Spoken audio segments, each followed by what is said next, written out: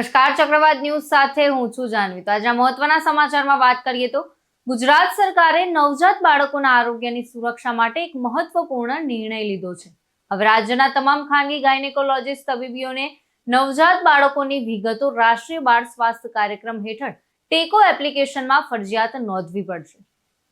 અગાઉ આ નિયમ ફક્ત સરકારી હોસ્પિટલોમાં જન્મેલા બાળકો માટે લાગુ હતો, પરંતુ હવે ખાનગી હોસ્પિટલમાં જન્મેલા બાળકોની આરોગ્ય વિગતો પણ આ એપમાં નોંધાશે। આરબીએસકે દ્વારા નવજાત બાળકોના સ્ક્રીનિંગ માટે 11 મુદ્દાઓ નક્કી કરવામાં આવ્યા છે। તો બાળ રોગ નિષ્ણાંતોએ આ મુદ્દાઓના આધારે સ્ક્રીનિંગ કરવું પડશે, જેથી જન્મજાત રોગો જેવા કે હૃદયરોગ, ડાયાબિટીસ કે અન્ય સ્વાસ્થ્ય સમસ્યાઓની વહેલી તકે ઓળખ થઈ શકે। આ એન્ટ્રીઓને આધારે સરકારને તમામ નવજાત બાળકોના આરોગ્યનો વ્યાપક ડેટાબેઝ મળશે, જેનાથી જરૂરી સારવાર તાત્કાલિક ઉપલબ્ધ કરાવી શકાશે। તો મહેસાણા જિલ્લામાં એક જ વર્ષમાં 375 બાળકો જન્મજાત હૃદય રોગની બીમારીવાળા મળ્યા હતા, તો 56 બાળક જન્મજાત ડાયાબિટીસ વાળા મળી આવ્યા છે। ત્યારે સરકાર દ્વારા નવજાતની સારવાર ઝડપી બનાવવા નિર્ણય લેવાયો છે। તો તમામ ડિલિવરી પોઈન્ટ ઉપર નવજાત સ્ક્રીનિંગ માટેની આરબીએસકે ગાઈડલાઈન પણ લગાવવી પડશે। અત્યારે ડિલિવરી પોઈન્ટ ઉપર આરબીએસકે ટીમ સ્ક્રીનિંગ કરવા જતી હોય છે નવજાત બાળકોનું। આરબીએસકે નોર્મ્સ પ્રમાણે કેવી રીતે એને કન્જેનેટલ ડિફેક્ટ્સ માટે તપાસ કરવાની હોય છે।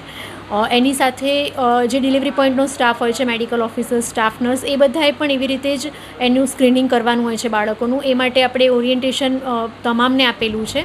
સરકારીમાં તો બધાને છે જ ઓરિએન્ટેશન આપેલું, પણ એની સાથે આપણે પ્રાઇવેટ ડિલિવરી પોઈન્ટ તમામને એમના જે પણ નિષ્ણાંત તબીબ છે એમના સ્ટાફ સાથે આપણે તમામને ઓરિએન્ટેશન આપેલું છે આરબીએસકે નોર્મ્સ પ્રમાણે નવજાત બાળકોનું કેવી રીતે સ્ક્રીનિંગ કરવું। એની સાથે અત્યારે હવે ટેકો પોર્ટલમાં જે ગવર્મેન્ટ ફેસિલિટીથી હેડ ટુ ટો સ્ક્રીનિંગની એન્ટ્રી થાય છે। હવે એની સાથે પ્રાઇવેટ ડિલિવરી પોઈન્ટના પણ ટેકો આઈડી બનાવીને તો ત્યાંથી પણ એની નોંધણી થઈ શકે। એટલે આપણે જે બાળકની માહિતી છે આપણી પાસે પ્રાઇવેટ અને ખાનગી ડિલિવરી પોઈન્ટ બંનેની રહેશે અને વહેલી તકે આવા બાળકોને આપણે સારવાર આપી શકીએ। મેમ, અત્યારે જે બાળક જન્મે છે એમાં કઈ કઈ બાબતોના આધારે એનું સ્ક્રીનિંગ કરવામાં આવે છે? હેડ ટુ ટો સ્ક્રીનિંગમાં આપણે બધું જ ઇન્ક્લુડ કરીએ છીએ। બાળકના કેવા વાઇટલ્સ ને બધું છે, એની સાથે સાથે ખાસ તો જે 11 બર્થ ડિફેક્ટ્સ છે આરબીએસકે અંતર્ગત એ ખાસ તપાસ કરવામાં આવે છે અને એ આપણે બધાનું જે રેફરલ પોઈન્ટ છે અલગ અલગ છે, જેને આપણે તમામ ડિલિવરી પોઈન્ટ સ્ટાફને માહિતગાર કરેલા છે કે બાળકને કઈ કન્ડિશન માટે કઈ જગ્યાએ કઈ યોગ્ય જગ્યાએ આપણે એને રિફર કરવાનું થાય છે।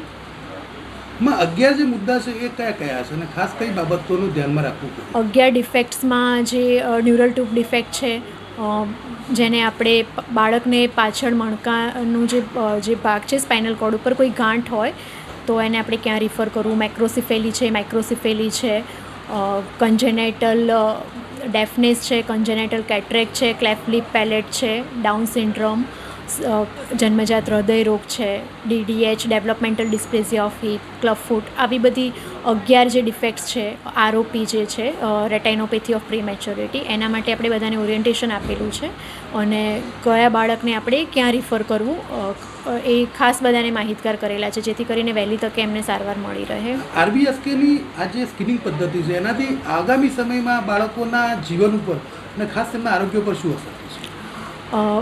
જે ન્યૂબોર્ન સ્ક્રીનિંગ છે એના થકી જ આપણે વહેલી તકે બાળકને આઈડેન્ટિફાઈ કરીએ તો એની વહેલી તકે સારવાર થાય અને આપણને આઈએમઆર ઘટાડવામાં પણ બહુ જ મદદરૂપ થાય છે અને પણ ઘણા બધા બાળકોની આપણે જિંદગી બચાવી શક્યા છે। આ કારણે એમને ગંભીર રોગોમાંથી મુક્ત કરી શક્યા છીએ। તો એ આપણને એ બાળકો કેવી રીતે મળ્યા અને આપણે એમને કેવી રીતે નવું જીવન આપ્યું? એનું ઉદાહરણ હું આપીશ કે જેમ કે આરઓપી છે, એટલે કે રેટાઇનોપેથી ઓફ પ્રીમેચ્યોરિટી, જેમાં બાળકને આંખના પડદાને નુકસાન થાય છે, તો એના જે હાઈ રિસ્ક ક્રાઇટેરિયા હોય છે જે બાળકોમાં કે ભાઈ ટ્વિન્સ ડિલિવરી હોય કે લો બર્થ વેઇટ છે, સિઝેરિયન સેક્શન છે, એવા બધા બાળકને અમે રેટાઇનોસ્કોપથી એની તપાસણી આપણે ડિસ્ટ્રિક્ટ હોસ્પિટલમાં શનિવારે ટીમ આવે છે દર મહિને, ત્યાં કરાવડાવીએ છીએ। તો વહેલી તકે એને વિધિન 1 મંથ એમને રિફર કરવાનું હોય છે, ત્યાં સુધીમાં એની તપાસ થાય તો આપણને ખબર પડે કે કયા સ્ટેજમાં છે। તો અધરવાઇઝ જો એ નથી કરી શકતા તો બાળક હંમેશા માટે બ્લાઇન્ડનેસ એને આવી શકે છે।